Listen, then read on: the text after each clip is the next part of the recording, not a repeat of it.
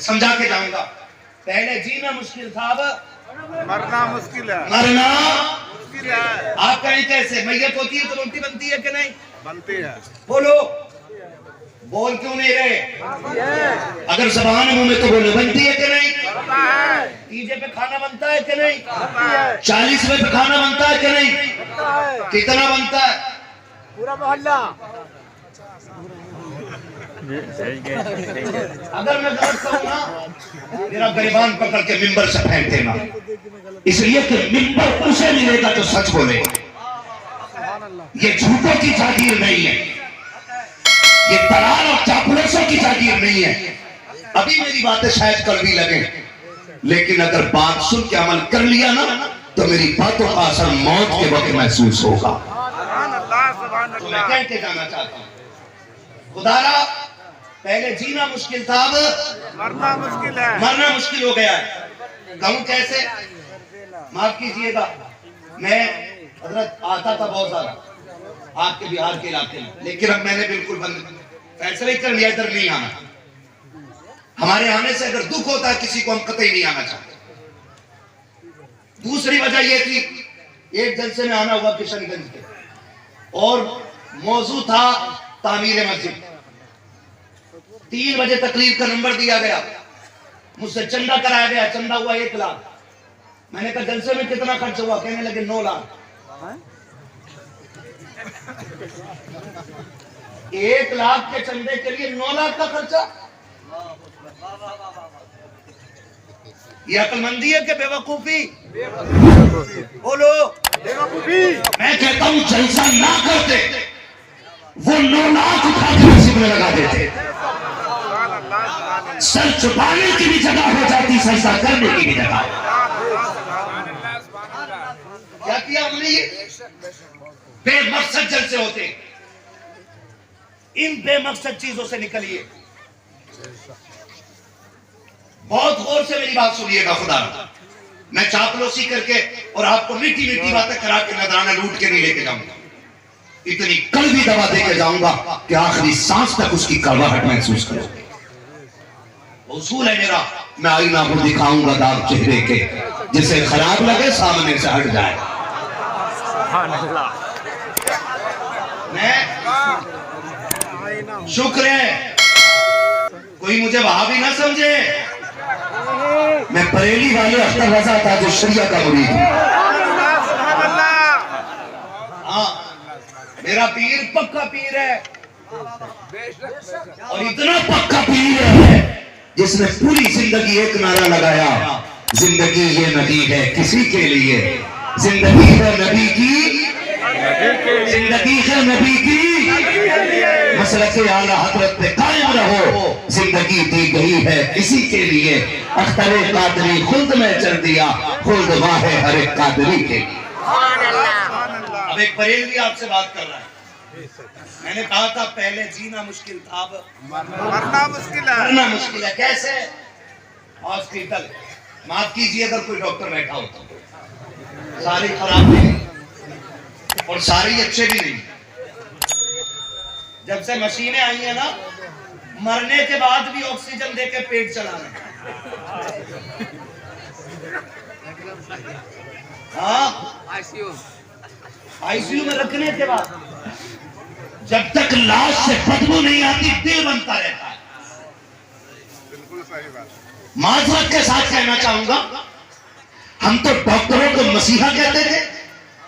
हमने तो इन तबीबों पर इतना भरोसा किया कि मां ने जिगर का टुकड़ा डॉक्टर के हवाले कर दिया। बाप ने 18 साल की कमाई ये सोच के डॉक्टर को दे दी कि ये जिंदगी बचाएगा। हमने अपनी जान से ज्यादा कीमती मां डॉक्टरों के हवाले कर दी कि ये हमसे बेहतर ख्याल रखेंगे।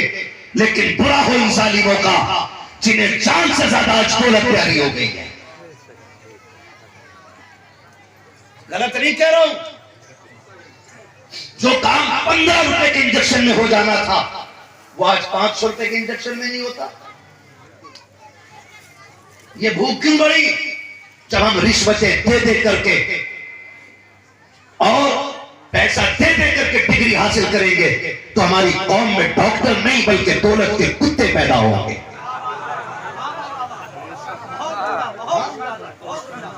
गजब के कुत्ते पैदा होंगे। आप नियत लाइए, और दौलत के लिए नहीं, रब की रजा के लिए इलाज कीजिए। रोना आ गया, रोना आ गया। कुछ दिन पहले वीडियो देखी है सोशल मीडिया पे, घर वाले अपने बाप की और बेवा अपने शोहर की लाश लेने के लिए गई। डॉक्टर वालों ने पहले मुंह पे बिल मारा, कही ये पैसा भरिए तब आपको लाश दी जाएगी। लोग चिढ़ जाते, वरना हॉस्पिटल का नाम भी बताता। बिल मारा मुंह पे और कहा पहले ये दीजिए तब लाश दी जाएगी।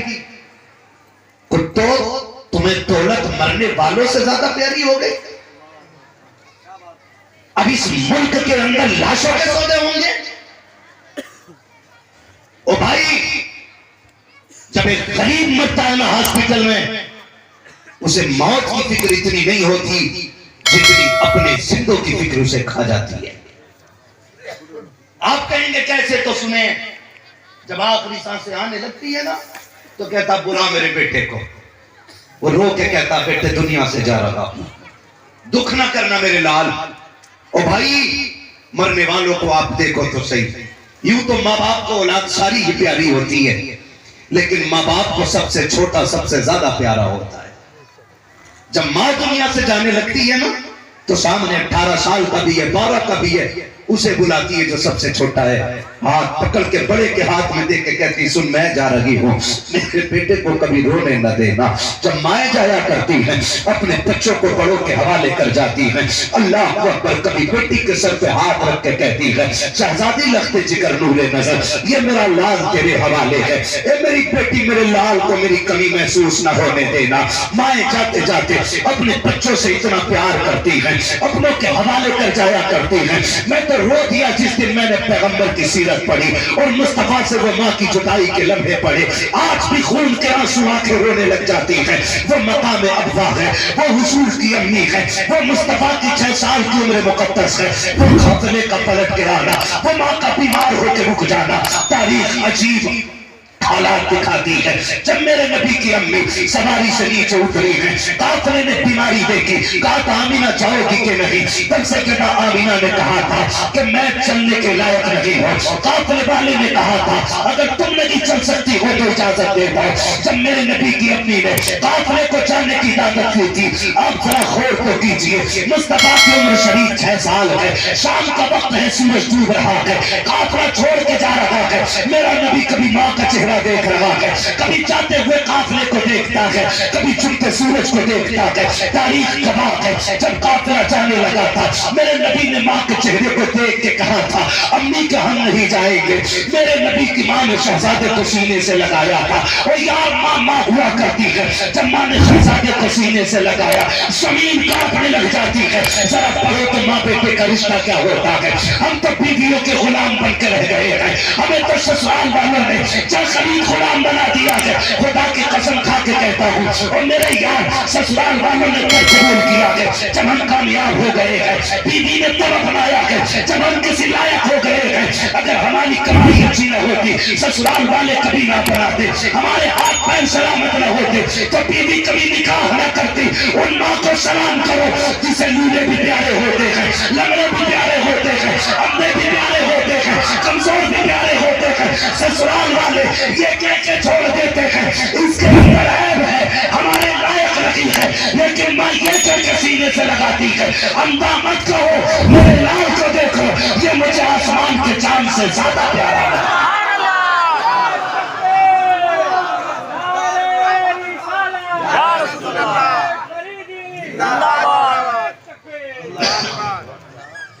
जो है सारे लोगों की, ये नहीं कहता बीवी का हक ना दो, बीवी का भी हक अदा करो, लेकिन माँ का हक मार के नहीं,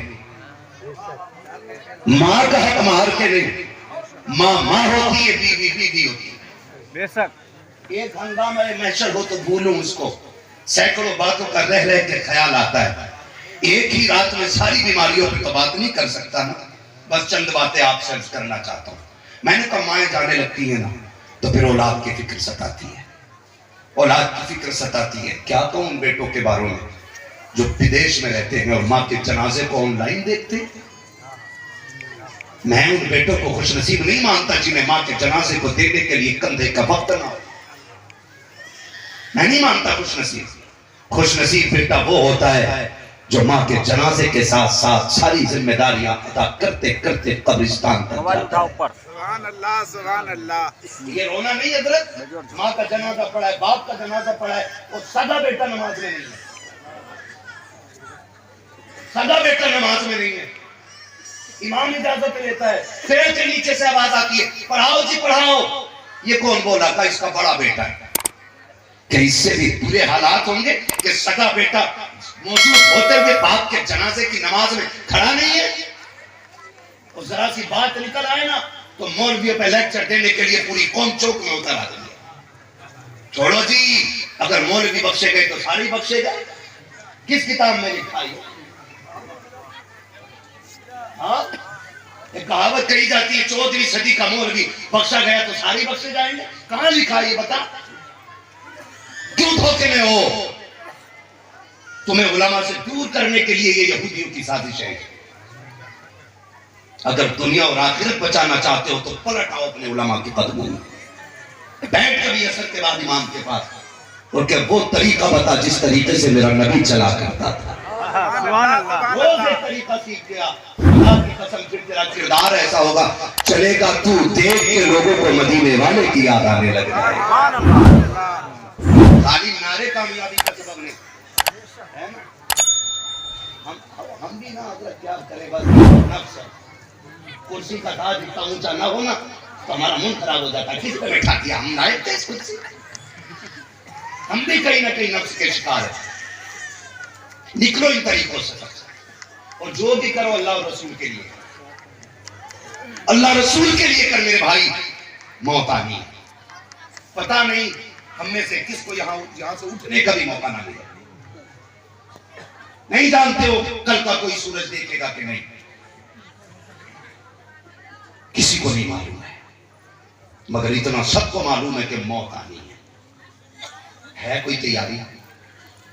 मेरे नबी को मां ने सीने से लगाया, बात रह जाएगी। सीने से लगा के ना रोने लगी। जब हुजूर ने मां को रोते देखा ना, हुजूर भी रो दिए। जब हुजूर रोए ना तो फिर मां तो मां होती है ना। सीने से लगा के कहने लगी मेरे लाल रो मत, तेरी पैदाइश पे मैंने सुना था रब ने तुझे बड़ी ऊंची शान अता की है। बेटे एक दौर ऐसा आएगा कि जमाना तेरा गुलाम होगा, तुझे पूरे जमाने का इमाम बनाया जाएगा। ये बात मेरे नबी की अम्मी कह रही है, उनकी गुफ्तगू का मफहूम बयान कर रहा हूं मैं। तवज्जो है ना सारे लोगों की? नहीं एक बचने वाला है। फरमाया था बेटे एक जमाना ऐसा आएगा, जमाना तेरा गुलाम बनाया जाएगा और तुझे पूरे जमाने का इमाम बनाया जाएगा।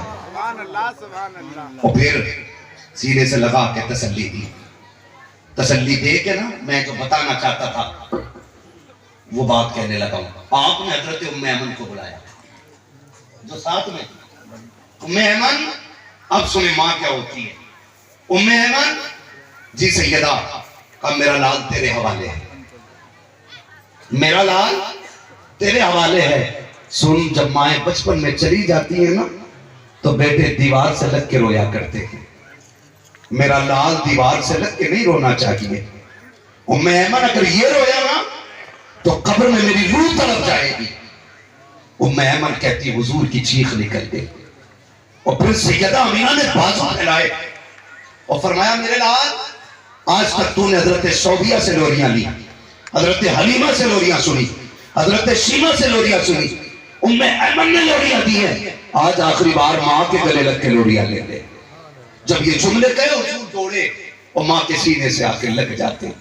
फिर मेरे नबी की अम्मी के जुमले, बेटे हर नई चीज को पुराना हो जाना है, हर आने वाले को चला जाना है, लेकिन मेरे लाल आमीना का जिक्र कयामत तक बाकी रहेगा। आमीना का जिक्र कयामत तक रहेगा। उम्मे ऐमन ने कहा था सैयदा, जब हर चीज को फना हो जाना है फिर तेरा जिक्र कयामत तक क्यों रहेगा? तब मेरे नबी की अम्मी ने कहा था ऐसा लाल छोड़ के जा रही हो जब तक इसकी बातें होती रहेगी, मुझे आमीना की बातें। ये नबी की अम्मी के जुमले। जब तक इसकी बातें होती रहेंगी मुझे आमीना की बातें होती रहेंगी। और फिर फरमाती, ये कहते कहते सैयदा आमीना की सांसें रुक गई। यूं कहिए सांसों की माला टूटी और सांसें मोती बन के हवा में बिखर गई। और हुजूर की अम्मी हमेशा के लिए वादी अब्वा में खामोश हो गई। ये रिश्ता समझने की कोशिश करे। जब नबी की अम्मी खामोश हुई ना, मेरा नबी अपने लब माँ के लबों पे रख के कहता है, अम्मी और बोलो ना, अम्मी और बोलो ना। उम्मे अमन कहती, मैंने कंधे पे हाथ रखा, मैंने कहा शहजादे जो चले जाते हैं वो बोला नहीं करते। लेकिन मुहद्दिस दिल भी लिखते हैं कि नबी ने 2 मरतबा कहा था अम्मी और बोलो। अगर तीसरी मरतबा मेरा नबी कह देता तो मलकुल मौत को रूह लौटानी पड़ जाती और सैयदा आमिना को के नबी से बातें करेगा। अल्लाह अकबर। खुदा की रजा चाहते हैं तो आलम, खुदा चाहता है रज़ाए वो सल्लल्लाहु अलैहि वसल्लम। मैं एक बात बताने लगा, जाते जाते माँ को ना औलाद की फिक्र होती है। और फिर वो जो हुआ, माफ कीजिएगा, आज हमें माँ बाप से ज्यादा दौलत प्यारी है। हजरत उम्मे अमन फरमाती कि हुजूर को मैंने ना छोटे छोटे हाथों से कब्र बनाते देखा, कब्र बनाते देखा। कहती तारीख में किसी ने ऐसी कब्र नहीं बनाई होगी जैसे मेरे नबी ने अपनी माँ की कब्र बनाई। 6 साल की उम्र शरीफ में मुस्तफा माँ की कब्र अनवर पर पत्थर रखते जाते थे और आंसुओं का छिड़काव करते जाते थे, आंसुओं का छिड़काव करते जाते थे। माँ माँ होती है यार, माँ माँ होती है। माँ या बाप जब दुनिया से जाने लगते हैं, कहने को बहुत सारे वाकयात हैं जो मैं आपको सुना सकता हूँ, बड़ी दर्द भरी कहानियां हैं। लेकिन मैं बस कुछ बातें कह के आगे बढ़ करके बात खत्म करना चाहता हूँ। समझो है ना सारे लोग भाई, जिसको जहां जगह मिले बिल्कुल सुकून से खड़े, अच्छे लग रहे हैं आप लोग, कोई किसी को साइड वाइड ना करे। अगर थोड़ी दिक्कत हो रही है बर्दाश्त कर ले, अल्लाह इन दिक्कतों के सदक़े में हम सब पे आखिरत में आसानियां फरमा। मैं अर्ज कर रहा था कि जाते वक्त माँ बाप को औलाद की फिक्र सताती है। माफ कीजिएगा, खबर आती है हॉस्पिटल से, फला नहीं रहा, फला नहीं रहा। जो कयामत एक बेवा के दिल पे गुजरती है उसका दर्द कोई महसूस नहीं कर सकता। जो तकलीफ यतीमों पे होती है ना, उसे मैं या आप से कह सकते महसूस नहीं कर सकते। यतीम का दर्द सिर्फ यतीम जाने। इधर खबर आई, उधर बच्चे मां से लिपट के रोए। हमारी माशरे के 4 इज्जतदार लोग दरवाजे पे आ गए। उनका काम ही हजरत ये है, वो आके पूछते बताओ खाना क्या बने। अभी एम्बुलेंस हॉस्पिटल से लाश लेके घर नहीं आई है, खाना बनाने वाले दरवाजे पे पहले आ गया। ये रोना नहीं तो और क्या है यार। आकर के जब बात होती है, आके कहते हैं जरा पता तो करो, चावल घर पे है कि मार्केट से लाया जाएगा, बिरयानी बनेगी कि दाल चावल बनेगा। जब ये खबर यतीमों के कानों तक जाती है, कहते हैं अम्मी कुछ लोग आए हैं, पूछ रहे हैं बिरयानी का चावल है या मार्केट से लाया जाएगा, गोश्त का पैसा दे रहे हो या उधार आना है। जब इतनी आवाज बेवा के कानों से टकराती है, सुना मसल के आला हदत का नारा लगाने वालों, कान खोल के सुनना, आज के बाद इस बीमारी का जनाजा निकल जाना चाहिए। जब ये बात बेवा के कानों से टकराती है, वहां सुपोच के कहती है शहजादे हमने अभी बाप के इलाज के लिए 50,000 कर्ज लेकर के दिया था, बेटे इनसे जाके कह दो जहां से हॉस्पिटल का कर्जा दिया जाएगा वहीं से इनके खाने का भी कर्जा दे दिया जाएगा। इनसे जाके कह दो जिस चीज की जरूरत हो वो मंडी से जाकर के खरीद लाए। देखो मैं हाथ जोड़ के कहता हूँ तुम्हें खुदा का वास्ता, कितने ऐसे यतीम हैं जो आज तक बाप की मैयत का कर्जा नहीं भर पाए हैं, कितनी ऐसी बेवाएं हैं जिनके आज तक कपड़ों पर पाबंदी इसलिए लगे हैं कि उनकी शुगर की बीमारी का पैसा इतना था कि वो आज तक पूरा न कर सकी है। जेवर बेचने के बाद भी शुगर के इलाज का पैसा पूरा न हो सका। अगर तुम मसला के आला हदत का नारा लगाते हो, बरेलवियत का दम भरते हो, अगर तुम्हें ये पता चल गया है कि कोई गरीब दुनिया से चला गया है तो नमक का पानी पी के भूखा पेट लेके ना जा, अपने घर से खाना खा के जा। 500 रुपए का नोट जेब में डाल, तुम शादियों में लिफाफे देते हो ताकि 1000 के बदले में 2000 मिले, गरीबों में जाके पैसे देते हो ताकि 1000 के बदले में 1100 मिले। खुदा के वास्ते ये बंद करो। अगर देना है 500 का नेब जान, 1000 रुपए रुपए जेब में डाल और देख जो यतीम चल गए हैं, कोई गरीब दुनिया से गया है, तुझे पूछने की जरूरत नहीं पड़ेगी, जाके देख ला। अगर कोई बेहोश बच्ची पड़ी हो, समझ लेना मरने वाले की बेटी है। अगर बेटा संभाले ना संभलता हो, समझ लेना कि यतीम हो गया है। इसलिए कि उस दिन उनके दर्द से बड़ा किसी का दर्द नहीं होता है, उनके दुख से बड़ा किसी का दुख नहीं होता है। और मैयतों में रोटी खाने वालों के मसला के आला हजरत रही है, गरीबों पे बोझ बनने वालों के मसला के आला हजरत रही है। मसला के आला हजरत ये है कि तुझे पता चला है ऐसा शख्स चला गया है जिसके पास कफन का पैसा नहीं है, अपनी जेब से 500 रुपए निकाल यतीम की जेब में डाल दे। खुदा की कसम, इधर यतीम की मदद होगी, उधर आंख बंद होगी, खुदा तेरी मदद फरमा दे। हमारी जिंदगी सिर्फ नारों में नहीं गुजरनी चाहिए, नारों के साथ काम भी होना चाहिए। वादा करो मैयत की रोटी खाओगे, वादा करो एक वक्त के खाने से मोटे नहीं हो जाएंगे, लेकिन अगर हमने उस दिन किसी गरीब की मदद कर दी तो शायद उसकी जिंदगी का बहुत मुश्किल वक्त टल जाए, बहुत मुश्किल वक्त टल जाए। खुदारा निकले इन चीजों से। हम लोग बरेली वाले लोग हैं, बरेली वाले लोग हैं, हम हराम की नहीं हम हलाल की खाया करते हैं। कौन सी खाते हैं? हलाल की। और याद रखिएगा इबादत में बहुत अहम रोल रिस्क हलाल का है, रिस्क हलाल का बहुत अहम रोल है। अगर रोजी हलाल नहीं ना तो फिर खैरियत नहीं, रोजी हलाल रहा। किसी ने पूछा था इमाम गजाली कि दुआएं कैसे कबूल होती हैं, फरमाया था 2 काम करना, बात सच्ची करना, रोटी हलाल खाना। जो तू बोलेगा खुदा पूरी कर डालेगा। लेकिन माफ कीजिए बहुत कमी हो गई हमारे माशरे में। नौजवानों, अल्लाह हमें ऐसा बना दे जैसे को वो पसंद करता है, जैसे को वो पसंद करता है। अल्लाह से दुआएं मांगना, अल्लाह माँ बाप को लंबी जिंदगी दे। वो किसी ने कहा था, नहीं मालूम है शेर किसका है, लेकिन बात अच्छी लगी थी। उसने कहा था कि यार मेरे माँ बाप को तू रखना सलामत, वरना मेरे जीने की दुआ कौन करेगा, है ना।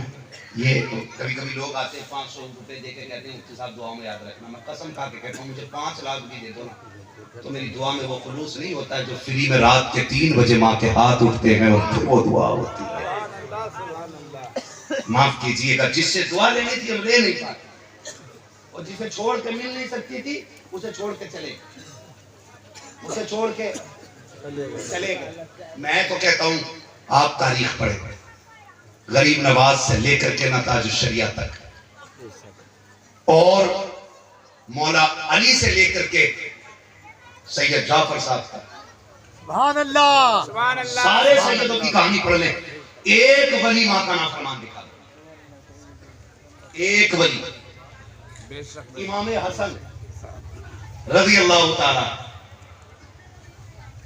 पूरी जिंदगी आपने ना माँ के साथ खाना नहीं खाया। आप कहेंगे ये क्या बात कर गया। हाँ, जिस प्लेट में माँ खाती थी पूरी जिंदगी उसमें खाया ही नहीं। इमाम जाफर सादिक और इमाम ज़ैनुल आबिदीन फरमाते हैं कि नहीं खाया। पूछा गया क्यों नहीं खाया, कहने लगे डर ये रहता है कहीं ऐसा ना हो जिस लुकमे में मेरी माँ की नजर हो उस लुकमे को नादानी में कहीं मैं ना उठा दूं। इस डर से कभी माँ के साथ खाना नहीं खाता। आज बंदा माँ के आगे से छीन के खाए, रहमतें किधर से उतरेंगी, कहां से खुदा की रहमतें आएंगी मुझे बताओ तो सही। घर में माँ रोती हो, तू गुम्बद पे जाके अगरबत्ती लगाता घूम। पीर तो क्या, मैं कायनात के सबसे बड़े पीर को मोहम्मद रसूलुल्लाह कहता हूँ। सुभान अल्लाह, सुभान अल्लाह। हुजूर की बारगाह में ना एक शख्स आया बहुत दूर से सफर करके, गर्द बालों पे कपड़ों पे मिट्टी है। महबूब फरमाते कहो कहां से आया। हुजूर फला जगह से। कैसे आया? कहा सुना है, बड़े चर्चे सुने थे आपके, और बताया गया कि जिससे आप राजी हो जाते हैं उससे खुदा राजी हो जाता है। हुजूर फरमाते हैं सच सुना है। कहा फिर कैसे आए? कहा आपको राजी करने आए। मेरा नबी गैब का नबी है। आला हज़रत फरमाते हैं और कोई गैब क्या तुमसे निहा हो भला, जब ना खुदा की छुपा तुम पे सलामत रहे, तुम पे करोड़ों दुरूद। ये जो बीच बीच में आपसे पढ़वाते हैं ना, मैं खैर इस चीज का तो कायल नहीं हूँ कि हाथ उठा दो फालिज नहीं होगा, बोल दो जबान दूंगी नहीं होगी। ये बीमारियां भी खुदा की नेमत होती है। है? इमाम बुसीरी को आप पढ़िए, हमारी ऐप समझते हैं लोग, खालिद बिन वलीद को पढ़िए आप। नहीं हाथ लगा दो, ये नहीं ये ना करो।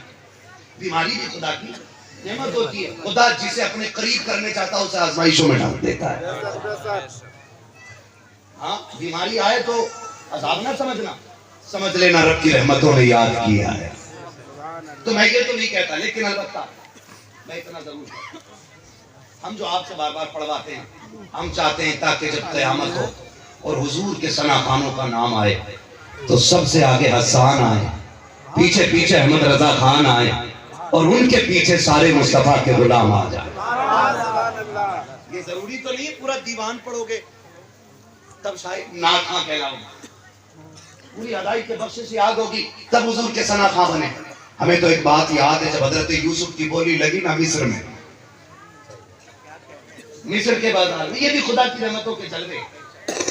हजरत ये कितनी उंगलियां? 5। जोर से कितनी? 5। यहाँ भी मेरा भाई एक 5 बोल रहा है, ठीक है ना, मसला कोई नहीं, तालीम जरूरी है।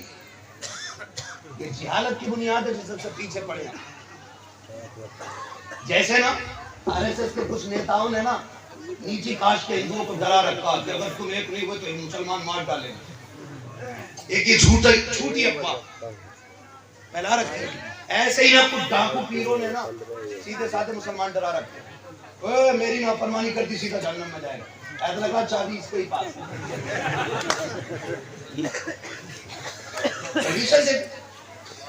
मैंने क्या कहा, ये कितनी उंगलियां? 5। कितने? 5 बराबर है? नहीं। सब रकम छोटा बड़ा लोगों ने बराबर ही कहा, कोई मसला नहीं है, बस मैं समझाना चाहता हूँ। कितनी है? 5 बराबर है? नहीं ना। अब समझिए, लुकमा कोई 4 उंगली छोड़ के बना लेगा? नहीं। 3 छोड़ के? नहीं, कम से कम 3 चाहिए। बिल्कुल बेशक दुरुस्त। यही सुन्नत है, यही सुन्नत है। इस तरीके से खाना, ठीक है। 5 से भी खरा तो गुनाहगार नहीं, लेकिन सुन्नत तरीका 3 से। और मैं बहुत गौर किया तो इस नतीजे पे पहुंचा कि 3 में कसरत पाई जाती है। सुभान अल्लाह, सुभान अल्लाह। ये उलमा बैठे, 2 से ज्यादा को कसीर कहा जाता है, 3 और 3 से ज्यादा को कसरत कसीर। तो ये 3 कसरत में आ गए। तो ये उंगलियां तुम्हें सबक भी देती हैं कि तुम 3 भी हो ना तो मुत्तफिक रहो, मुत्तहिद रहो। अगर 3 भी इकट्ठे रहोगे ना, एक चावल इधर से उधर नहीं हो सकता है।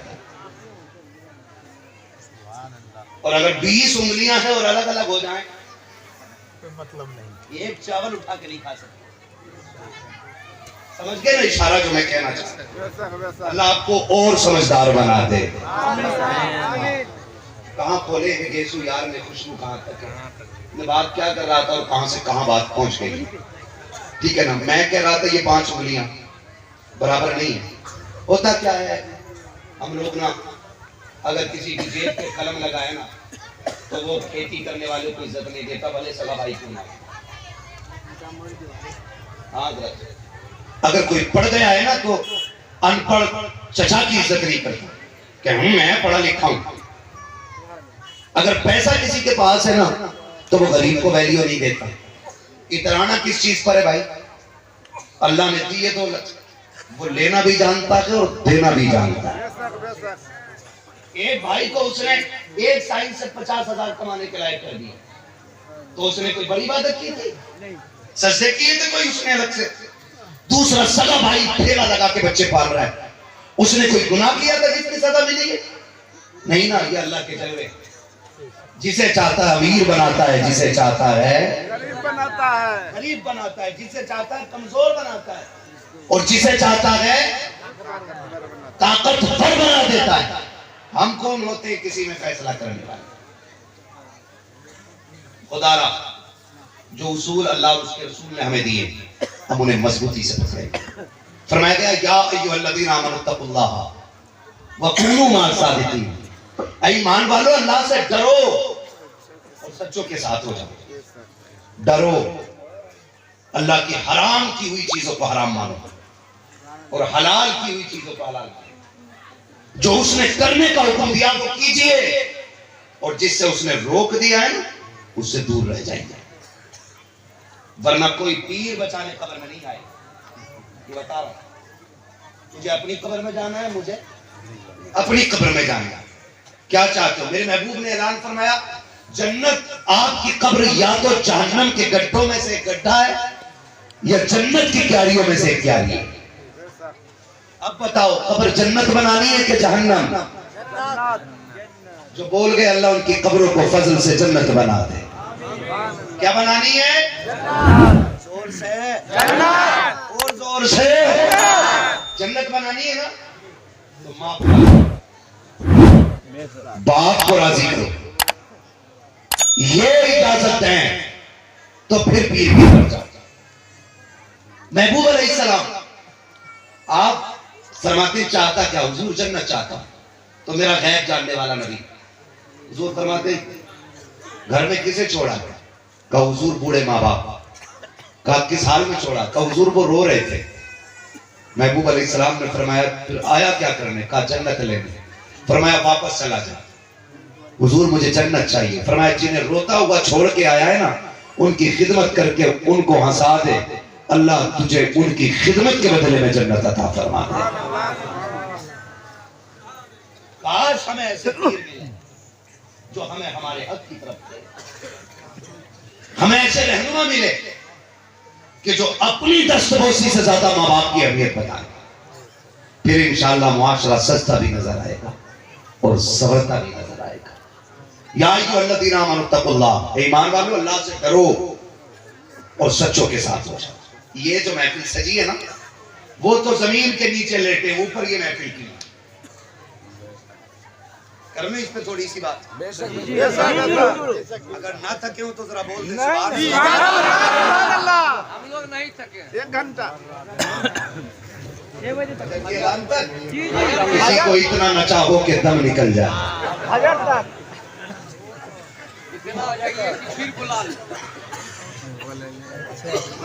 अल्लाह आपकी मोहब्बत को सलामत रखे। मौलवी को ऐसा छोड़ दो जो ये कैसे कल बन जाए। कल भी मुझे नेपाल जाके बोलना है, बस खुदा